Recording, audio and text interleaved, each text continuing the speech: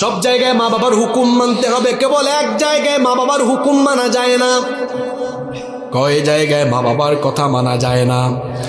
আমরা বললাম আল্লাহ কোন জায়গায় আমি আমার পিতা মাতার কথা মানব না, হুকুম মানব না? আল্লাহ শিখিয়ে দিলেন, ওয়া ইন জাহাদাকা আলা আন তুশরিকা বিমা লাইসা লাকা বিহি ইলমুন ফালা তুতি'হুমা।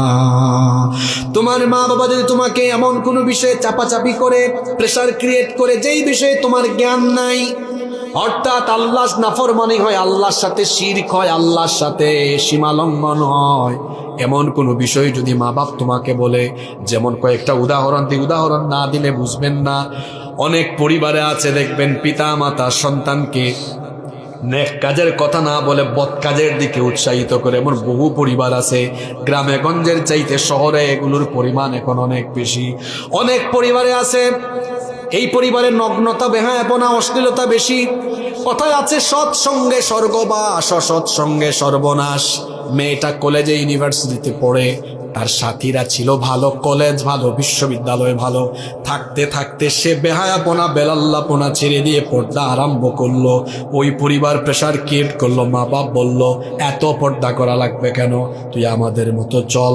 তাইলে এই যে মা বাপ তার মেয়েকে বেপর্দা হওয়ার কথা বলল, এটা কি আল্লাহর পথে তাকে উৎসাহিত করলো না আল্লাহর নাফরমানি করতে বলল?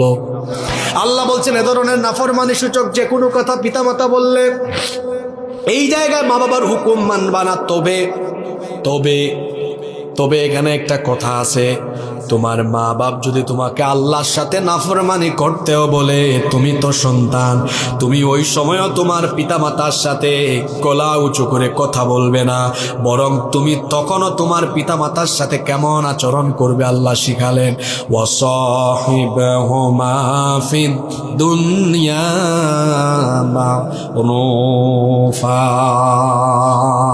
আল্লাহ বললেন তোমার মা বাবার সাথে তখনও তুমি দুনিয়ায় উত্তম আচরণ করো। কাফির যদি তোমার বাপ যদি কাফির হয়, মা যদি কাফেরা হয়, পিতামাতা যদি জালেম বা জালেমা হয়, বেইনসাফও যদি হয়, আল্লাহ বললেন খবরদার, তারপরেও তোমার বাপ, তারপরেও তোমার মা।